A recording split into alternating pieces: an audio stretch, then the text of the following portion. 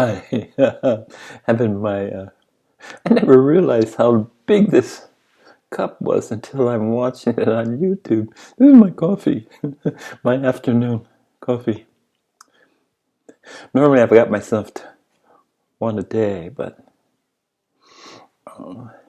chill is in the air after a warm day, and I thought, one more coffee.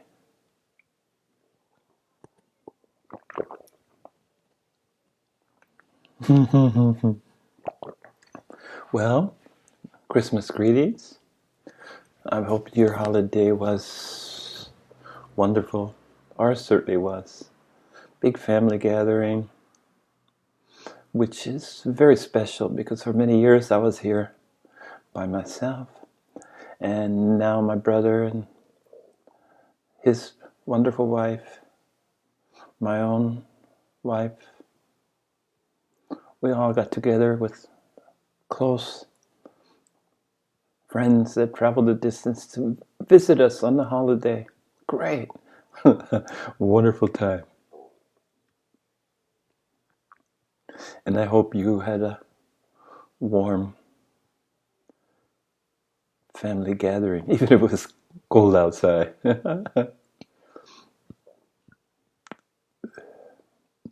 What's been on my mind recently is empathy, sympathy, more compassion, hopefully, for others.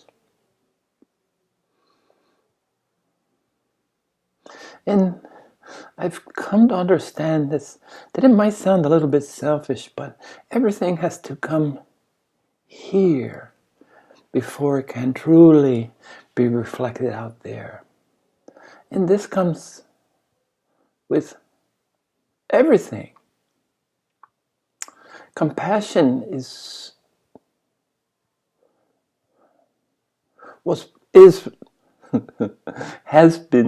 become my focus this last. But again, even compassion for others begins with compassion for oneself. It comes to the self to blossom, to be most effectively expressed to one's surroundings.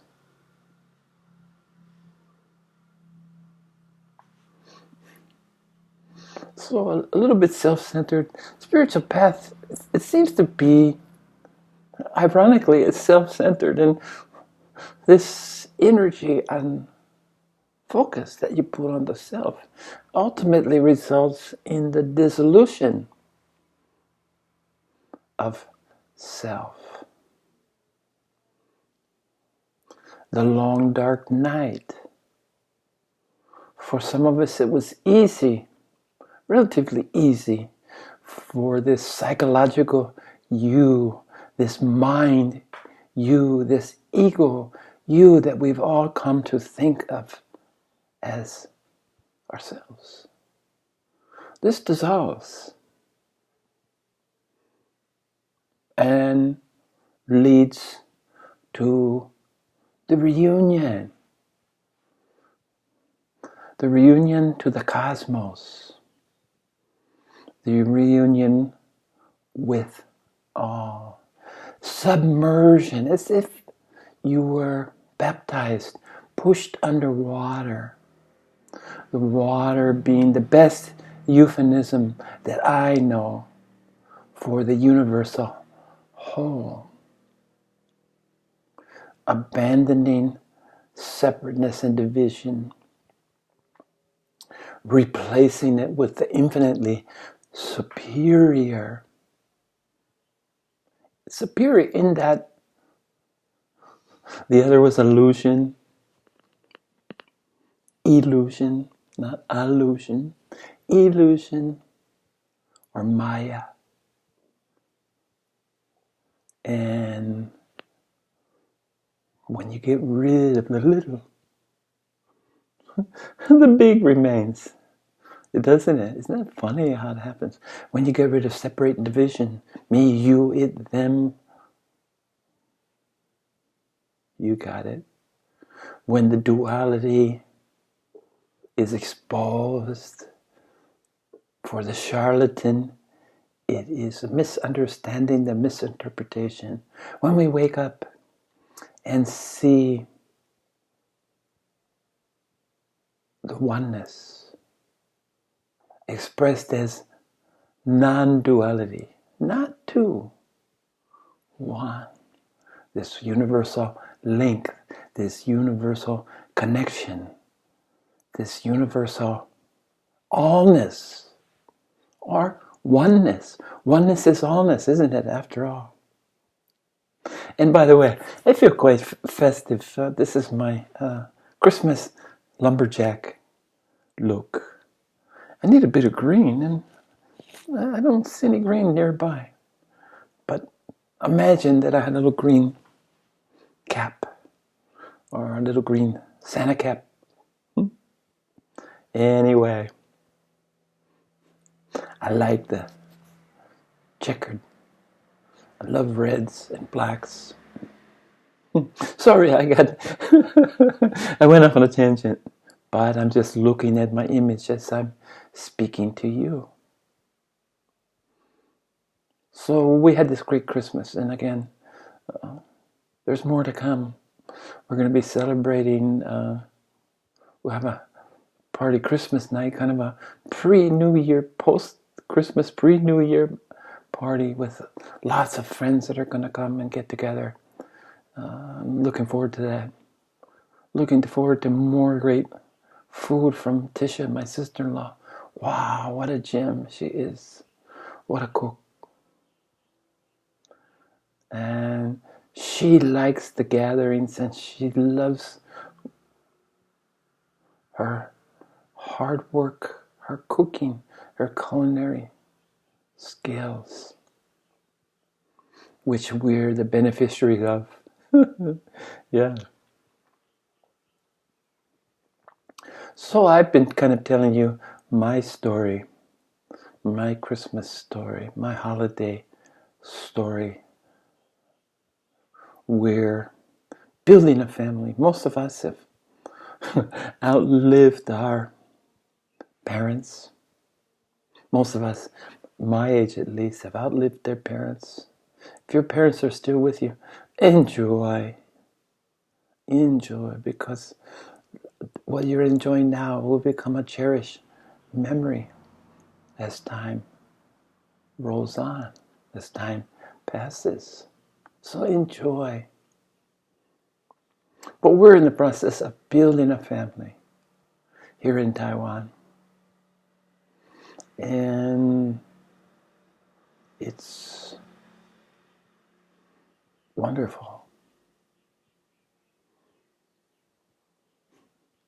to come together to eat something that surely, most certainly, my Taiwanese friends understand, because they greet you each morning with, "Have you eaten yet?" So you can see in their hierarchy of things, it comes before good morning.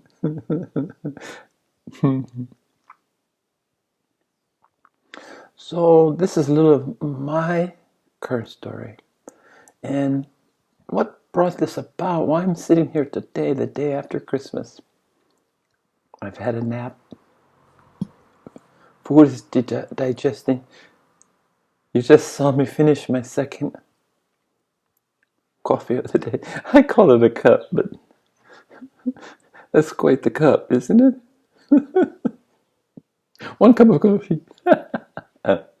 Anyway. Everybody has a story, don't they? And I want to talk about, first of all, the universality of our story, my story, his story, which is history, isn't it? His story. Or as my friend teaches, my university colleague teaches, her story, talking about our better halves, the female's role in history. Fascinating, really interesting topic. But this universality of story. And I was listening to a song, having just read that everything, everyone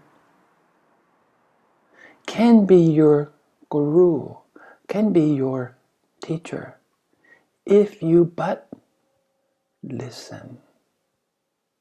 So I've long recognized that I never know where my message is coming from. I never know who's the messenger. And this leads me to pay more attention.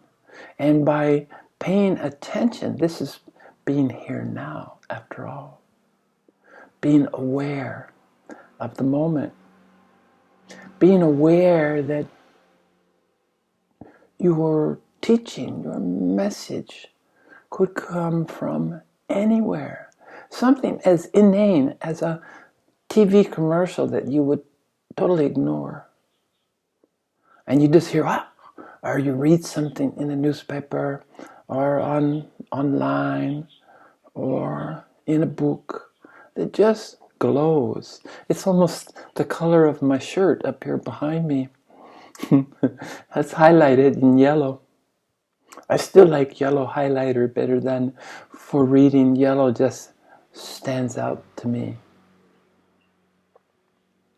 So there's all kind of highlighter colors these days, isn't it? But the old traditional yellow is what I favor. And I learned long ago not to be reluctant to mark up books. My mom taught me, never, a book is sacred, never mark a book. And then as an academician, I learned that, as a student first, I learned that, marking a book, highlighting a book is a good thing. And it's interesting when you've read a book that you've highlighted and you come back and read it again. And 9 times out of 10, what you highlight would be completely different than you did originally. And that's kind of a progress, isn't it? It's kind of a development of other interests, an expansion of your interests. So again, everybody has a story. This is a universal truth. We all have stories. So this has to do with aiding this understanding, this concept that everyone has a story, aids in my process of compassion, concern, caring, without, I want to say, interference. It's not about correcting or fixing because you see the universe in its perfection, even though the imperfections, the apparent imperfections, the apparent disparities, the apparent unfairness, the apparent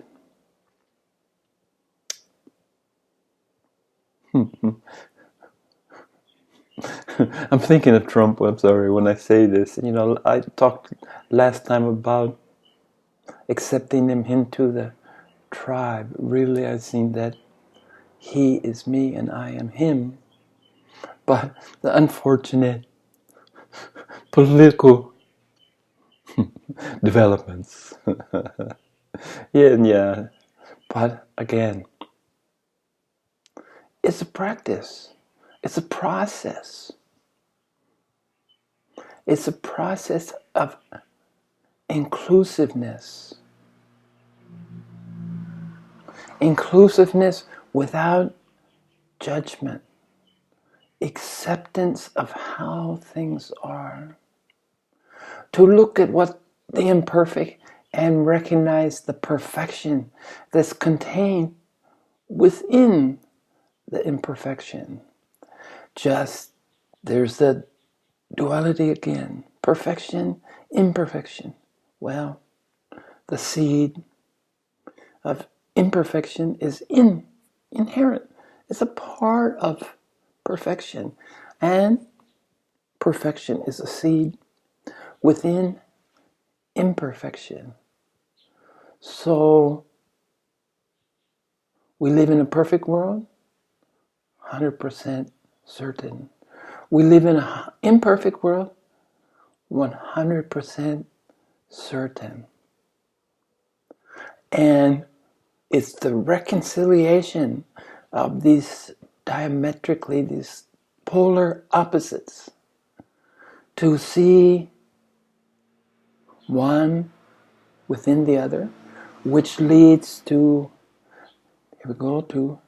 leads to merging. That's what non-duality is.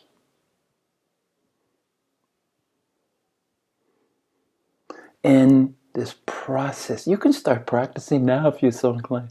See if you can reconcile. See if you can entertain opposites in your mind as both equally so and both equally not so. I mean, that's inherent too, isn't it? What is not so is what is so, and what is so is what is not so. There's another merging of two apparent, two disparate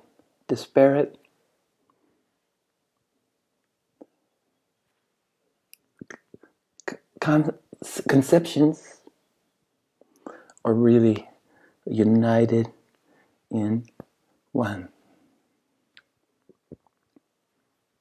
Intertwined, interlinked, completely connected.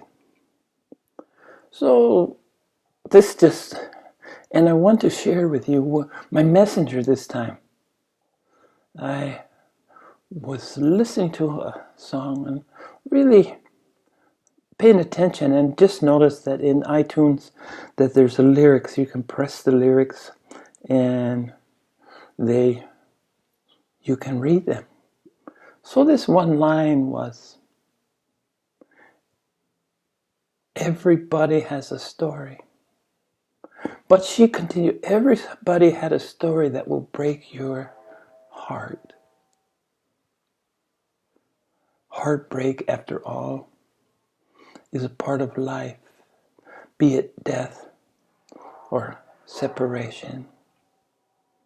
Based on delusion, not understanding that the infinite, that everything is ongoing, the spiral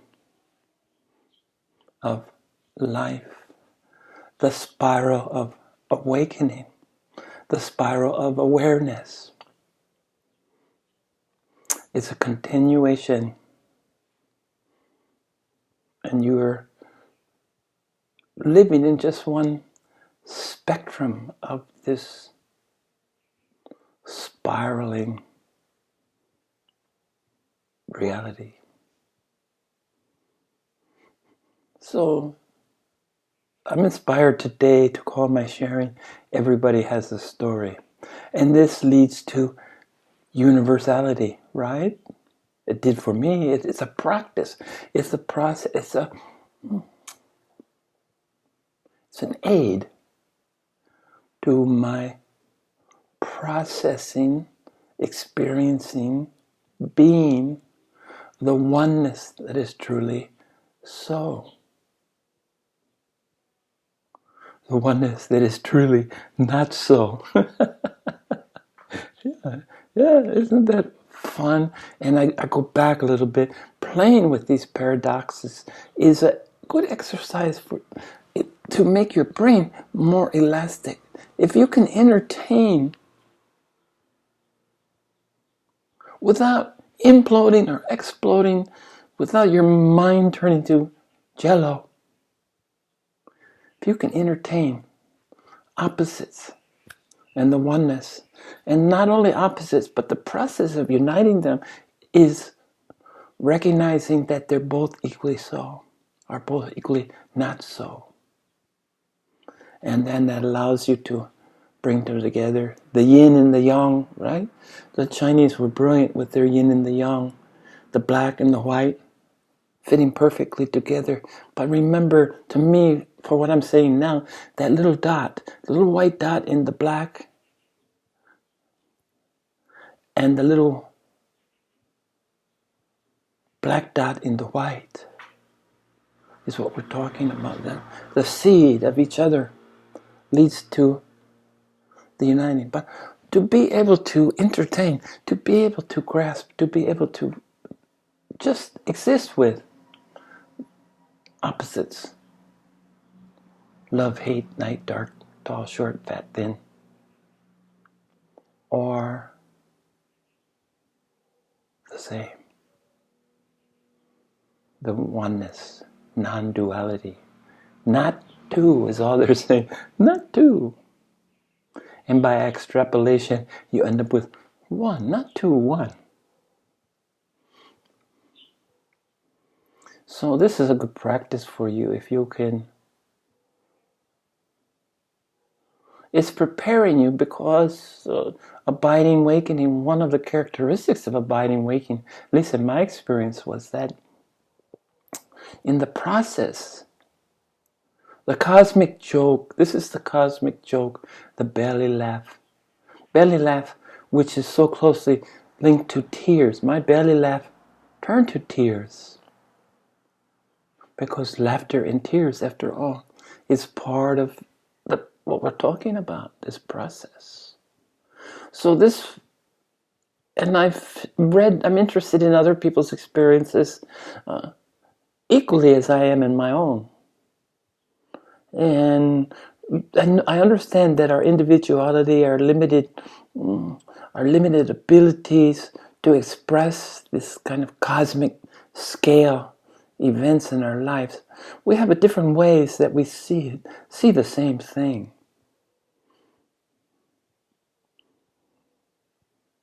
And we have a different way, and but there's some commonalities. I start to see commonalities, and I've read this over and over again, where it's an aha moment. It's anti-rational, okay, if you will. It's anti-intellectual. It's not through the process of the mind that the understanding of the true nature of the oneness is experienced. It is an experience, one that sooner or later I think everyone has. So you can practice. If you want to practice something useful, I suggest that this might be a good place to either begin or add to the other practices that you have in your quest, in your desire to be awakened.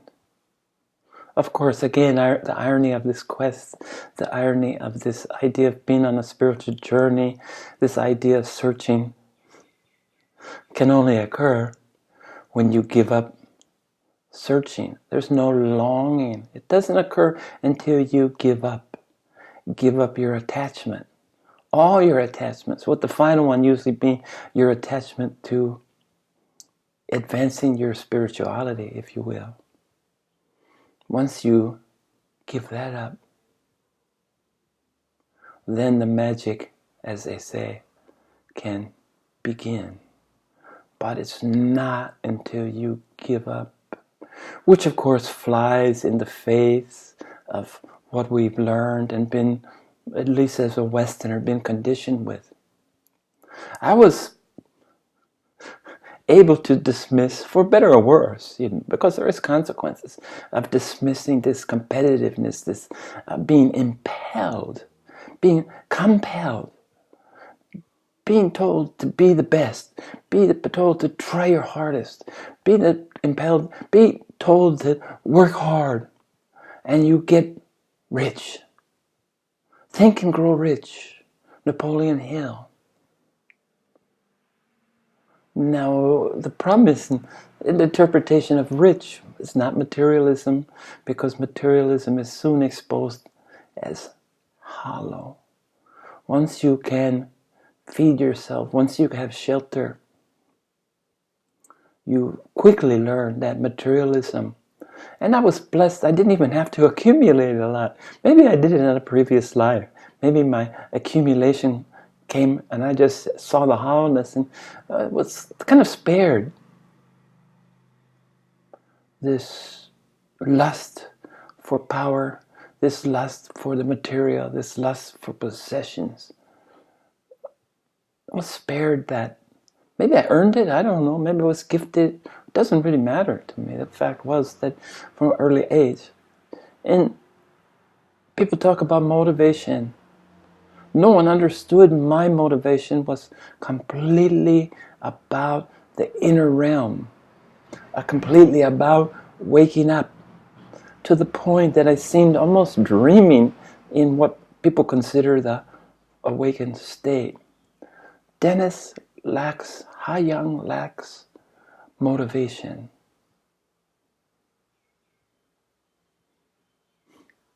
Motivation to achieve. Motivation to be recognized. Motivation to excel. Motivation to compete. All of the above seem wasted energy. I didn't have enough time, enough energy, enough drive in this outer material-directed world of accumulation, of have and have-nots, of the have wanting to have more, the insatiable desire for more power, more money, more. And I couldn't help but notice the more you have, the more you have to spend to protect what you have. The more questionings you have of friendship. What's real friends? Are they after my money? I didn't have money, so I didn't have to question that my friends were after my money. My girlfriends were after my money. My wives were after my money. Never, since I didn't have, I always had enough. I was always okay. But I didn't have enough that anybody ever coveted it. In fact, I never had anything that I think anyone coveted, except a sense of peace, a sense of oneness, a sense of equanimity. Those that were aware enough to see that maybe this is something that they coveted, that they wanted, that I had. But unlike material things, unlike emotional things, unlike intellectual things, no one could take this from me. So the song was, back to the song, Everybody Has a Story.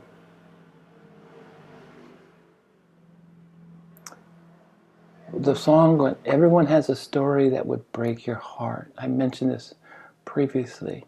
And this is where the message hit home for me about compassion. Those that I might have previously dismissed, those that I had less than stellar, less than positive feelings about. I'm always been very sensitive, and I avoid certain people and places because it makes me feel at dis-ease. Disease, isn't it? Dis-ease is disease when we're not comfortable. So I did. And what I'm learning is that, what I'm working on now is that compassion doesn't mean that I have to embrace them. I have to bring them into my life, even if everything in my being says, keep away. Part of your development, you get a aura, you get a realm of protection, a cone of protection. And when you start to look for your Buddhas, my two, Milofo, Roger Bacon, a Westerner, and an Eastern Bodhidharma, Bodhidharma. I said Milofo. I always say Milofo. The smiling. I wanted Milofo. Okay, but I'm more a Dharma. Dhammo. Bodhidharma is my Buddha. And he can be yours too. He's got enough for all of us. That's the beauty of it. But you're enveloped in a cone of protection. I honestly feel that bad can't come into my world. I feel safe. I don't feel threatened. And maybe that comes with realizing I got nothing to lose. There's nothing, you can't lose anything. Material, your body, you lose your looks, you lose your hair.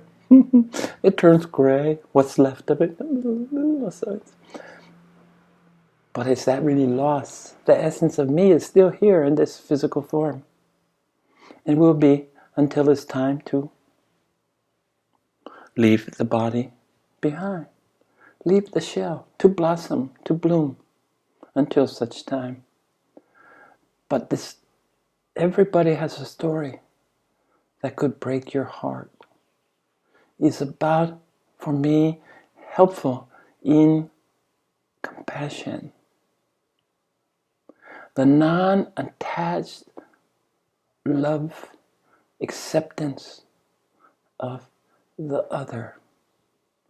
The recognition of the self. Myself is yourself. Yourself is myself. This grander self. This is where compassion lies. It's in the connectedness. It's in the growing past division and separation. Inclusiveness, not exclusiveness. So when I come across a soul that my body says, whoa, everything says, whoa. This is an opportunity to practice, because basically they have a story that could break my heart. And it's within this universality of this experience of tragedy, of loss, that can bind us, we can recognize in others, that helps us to embrace, to entertain, to love them all.